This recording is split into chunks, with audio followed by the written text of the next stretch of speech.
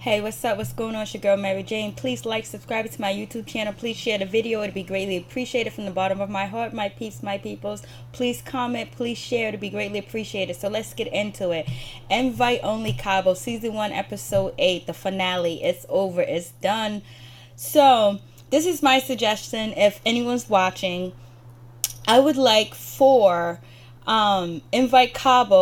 Invite Only Cabo to have a season 2, but season 2 takes place in LA, and we get to see how each and every one of the cast member interacts with each other after, Mexico, and show them in their personal lives doing their job, their family, their friends, filming them hanging out, filming them working, filming them talking to each other, filming them going through daily life situations in California, and then maybe take a little mini vacation somewhere else. But I generally like the cast. I think the cast is awesome. I liked everybody on the cast, even you, Emily. I know I was hard on you, but I still think you're a good person. I still think you got a good heart.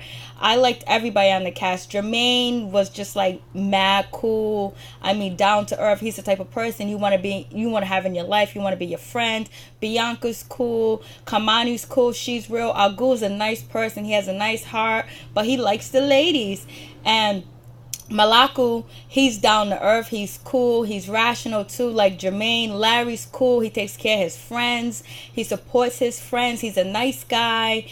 And I think everybody's cool. Emily, she just drinks, and when she gets intoxicated, things go left for some people. But ultimately, I bet you she does have a good heart, because her boyfriend, Joshua, decided to be with her. And Kamani's a good mother, Bianca's a good mother, from what we see, how they interact, how they care about their children. So anyways, I want to see Invite Cabo Only Season 2 LA edition.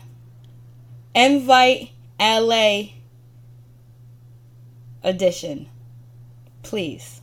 So anyways, let's get into it. Corey had a hangover the night before, and so anyways, the next day Corey's birthday, so Larry's gonna plan a big birthday party for him, so they're gonna take him on a yacht. Jermaine is scared because he's from Southside Chicago. He don't swim, he don't do none of that good stuff, but he ends up getting on the boat. He was very scared. He talked about the Titanic, he talked about everything. So anyways, they're all on the yacht. The yacht is beautiful. It's nice. Food galore. Food looks good. I say one thing about this cast is they eat very well. They were fed very well, and they had the best alcohol and the best food. So how can you blame Emily with all that good liquor laying around? So anyways, everybody kind of has a hangover a little bit from the night before. So anyways, everyone's getting ready to get on the yacht. Jermaine, he gets sick. He doesn't want to get on. His friends help him. Larry helps him get on the yacht. And so then everyone's chilling. And so, Bianca, she does a little confessional. She was like, Larry didn't go all off me for my birthday. I know, Bianca. He got Corey a yacht and didn't take him out to dinner. And we know you got two DJs and food trucks and all that other stuff for Larry's birthday. But anyways, moving on. So anyways, everyone's chilling. They're on the yacht. And so, they kind of like question, what's his name, Corey, about like, did he mean what he said to Larry? Because Corey, when he was intoxicated, he told Larry that he loved him and he was in love with him as well. So the question was brought up. Bianca kind of brought up the question, Larry kind of brought up the question, and everybody wants to know, so did you mean what you said about that you love Corey? I mean that you love Larry. And so Corey was like, I said that. Corey was like, oh gosh, Larry, I can't believe I said that. And then, Corey was like, does it mean anything if you are under the influence, if he was drinking? And everyone was like, yeah, it does mean something. So everybody was like, yeah, it does mean something. So then Corey was like, okay. And so, Larry was like, it came from a sincere place. Corey was like, he doesn't usually express himself, his feelings. Only time he's able to express himself and his feelings and be vulnerable to somebody is when he's intoxicated. So I guess he's going to work on that problem. When he's under the influence, he's able to express himself and be more lovable and be more emotional. So hopefully he's going to work on that and change that. But, Larry felt like, it came from a sincere place. and all that good stuff. So anyways, Corey was like, I really don't want to remember what I said, but they remind him, and so then he says what he says, and everybody's having a good time on the yacht. Jermaine finally is driving a boat. He's having a good time. He actually goes jet skiing with Agu, and he was like, I felt like what's his name? The black something, the black F0 of something. But anyways, Emily, she's on the jet ski. She's chilling. She's riding. Everyone's having a good time. Oh, Jermaine said he feels like he's the black 007. So anyways, they're all chilling. They're having a good time. They're enjoying themselves on the yacht or whatever. So it's cool. It's going down. So anyways, Larry still asks, Corey, did he mean what he said when he said that, he loved him, or he was in love with him inside the Jeep? Because Larry's in the car. So Larry is in his confession. He was like, he's been hurt one time before, so he come to expect being hurt again, but he just wants to know if Corey really mean what he said, and So anyways, but one thing I got to say is I'm happy that Corey did not let anybody pressure him to say, hey, I love you, Larry, or I want to be with you at that time and point. It took Corey like a couple of hours to, to tell Larry how he feels, or the next day he told him or whatever. But I'm glad Corey had stood up for himself and had his own idea, and he didn't let anybody pressure him to say, hey, yes, I do love you, Larry, I said what I mean. It had to marinate on Corey, and after it marinated on him, he was able to express himself to Larry. So on that note, I feel like Corey could actually be genuine with Larry, and they might have something. So anyways, so I guess so all the other people in the house, they're gonna plan a nice dinner, a nice surprise for Larry and everything, while they have this conversation while they're sitting at the dinner table or whatever, and Larry goes out with Corey. They go out to dinner, whatever, and so everybody else is in the house. They want to have something special for Larry, do something nice for Larry, for inviting them on this vacation. So anyways, Larry goes out with Corey, and they have a conversation. So what's his name? Larry is still want to know if you love me, baby. Do you love me? I want to know if you love me. If you love me now, you love me then. You got to check in, check when. I want some of that emotional love, and I'm not letting you get away with it.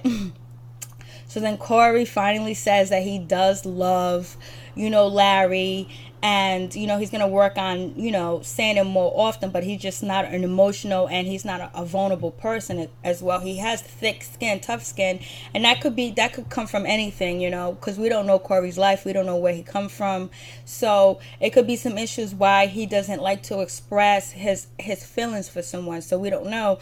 But he actually, at the end, Larry gives Corey, a necklace and a ring, and tell him that he's his forever. And and basically Larry gives, Corey this ring that he's going to put around his neck with this necklace, for commitment and to be one-on-one, and hopefully their relationship will grow and something will happen in the future. Larry says, I love you, Corey, and Corey says, I love you too. So they have a wonderful dinner. They love each other. All is well in the Larry neighborhood. So anyways, everybody else is back at the house. They're getting ready for their dinner and everything. So far, everyone's getting along. There's no arguments. There's nothing. Everything's good. So anyways, he gives him, so the next day, who is it? It's Agu and it is Kamani. They're sitting in the jacuzzi, kind of, and they're talking, and they're back to being friends. They're back to being cool. And so Agu, actually tells, Kamani what happened the 2 nights ago in the van, where Emily was saying that, oh, Kamani only wants you for her kid. Kamani only wants you to take her kid to Chuck E. Cheese and all this other stuff. So Kamani is offended by that.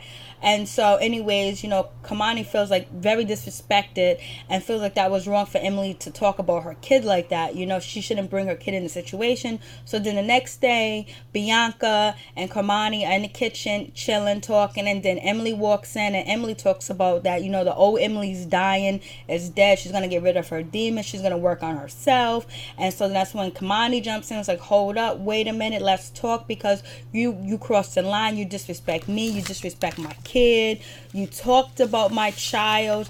And she was like, you shouldn't say anything like that about somebody else's child. You shouldn't talk about somebody's child. And so Kamani's like, I hope you really work on that demon. I hope you really work on the new Emily, because you coming from someone's child is disrespectful, is wrong. And how can you do that? Emily starts to cry and say, I can't remember. I was blacked out. I was drunk. We know this is Emily's story. She's always drunk and blacked out.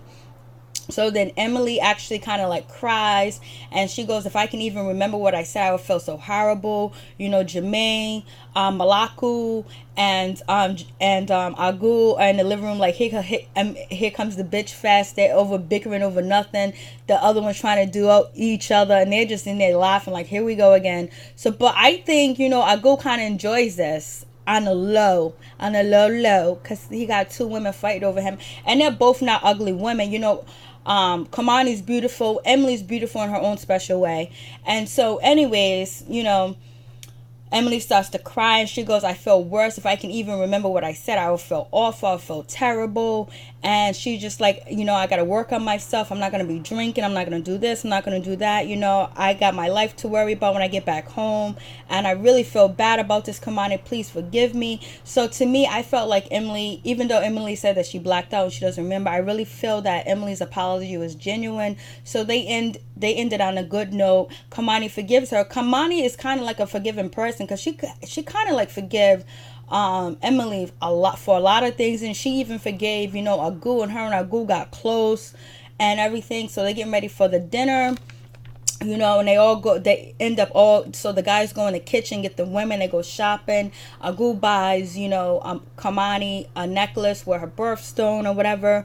And so anyways, so when they get back to the house, they get ready for the dinner. It's outside. They surprise Larry. The guys look dressed to death. They look good. Even Jermaine looks good in his whimsy. He got his own style. He's rocking it.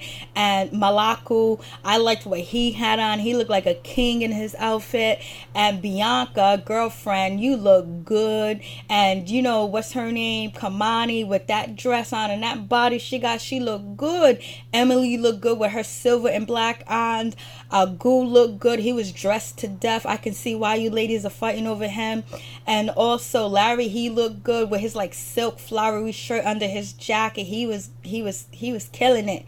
And so everybody looked beautiful. Everybody was dressed well. Everybody looked nice. They went outside to have this beautiful dinner. The estate looked nice. The flowers looked nice. The food was to die for. And I'm mad that none of y'all didn't eat the food. Y'all got up and after you gave Larry his gift, and gave him a gift that Larry gets to go to Palm Springs by himself, and all this other good stuff. And then they went out dancing, but they didn't even touch their food. You see all that good food? Send me some food. So anyways, they leave, they go dancing, they're dancing the night away, they're having a wonderful time.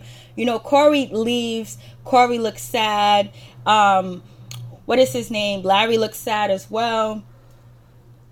I think Corey's kind of like on the shy side, and I think being on camera was a lot for him. So maybe that's why he picked up that Corey really didn't like Larry. But I think the camera was kind of made him nervous because he was putting everything out there, out in the open. So he goes back to LA and everything. But anyways, everything went well. So Kamani, so when they get back from they in the club, they're dancing, having a good time. Larry is back to acting like Bianca's man, and they're holding hands like they're in a relationship. But Bianca already knows that Larry is with, Corey, and she's accepted. But Larry also says to Bianca, 10 years from now, if I'm still single, could we still get that house on the hill and in the car in the garage? And Bianca goes, if I'm not with nobody. So anyways, That's all smashed. So they realize that they're just gonna be friends. It's not gonna be nothing, no sexual tension. But I still think Larry wants to hit Bianca. I don't care what anybody says. But anyways, and I think Bianca wants Larry to hit it too if you already didn't. But if Larry didn't have sex with Bianca, I think that's really good that he did it, and he really test the waters out and realized that, you know, Corey is the person that he wants to be with, and he didn't lead Bianca on too much, because if he would have had sex with her, that's just really bad, leading someone on that way, because you know sex changes everything. When them juices get flowing, it's a mess. So anyways, as they're leaving the club, you know, Agu and Emily get in the car alone, and Agu gives her her necklace. They start to kiss and make out, and he was like, "Oh, I've been waiting for so long for this." He's in heaven, she's in heaven. They're making out. Emily's not jealous at this time. She's all right. Emily didn't drink at dinner. I don't know if Emily drank at the club, but she did have a glass in her hand, but it could have been water. So anyways, they're making out. Everything's all good. Larry and Corey are still together, and Bianca's looking for love, and she's dating, and she's gonna find love. Kamani and Agu didn't end up, you know, working out or whatever. They was on different pages, different books, and also, you know, Agu never did meet Kamani's daughter like he said he was and want to take her out. But I'm glad, you know, Kamani realized that, you know, Agu wasn't the one. But sometimes it takes people to do their own thing to find out when someone is not for them. You can tell somebody that, hey, this guy is not for you. Look what he did. Look what that one did. But sometimes people like to give people second chances, and you can see Kamani likes to give people second chances. So she gave, you know, Agu 3 chances, and I guess it just didn't work out. But I believe they're friends, and it's all good. You know, she realized that it wasn't going to work, and they went their separate ways. Emily's still with Josh. They're working on it. She's still a makeup artist. She's keeping her nails on, and I believe she's working on not drinking or toning it down. And, you know, Jermaine was talking to his mother on the phone. That was so sweet to see Jermaine talk to his mother. It's so good, and so it's just such a blessing to have your mother that's still living, especially at Jermaine's age, whatever age he is. A lot of our parents don't live that long. So Jermaine and Malaku are still friends. You know, they're hanging out, and they're drama-free friends. And Agu was doing his thing, I guess, as a weight trainer and selling underwears. And Larry is with, you know who, Corey. And who am I missing? I think I got everybody. So anyways, I would like to see these guys being filmed in LA, like to see their personal life and actually see them make a friendship with each other in LA. I want to see them become friends in LA, how they hang out with each other, how they really become friends in LA, where they keep the relationship going, and we film their lives, we film their jobs. That would be wonderful to see if they're all down for it and if Bravo's down for it. So peace.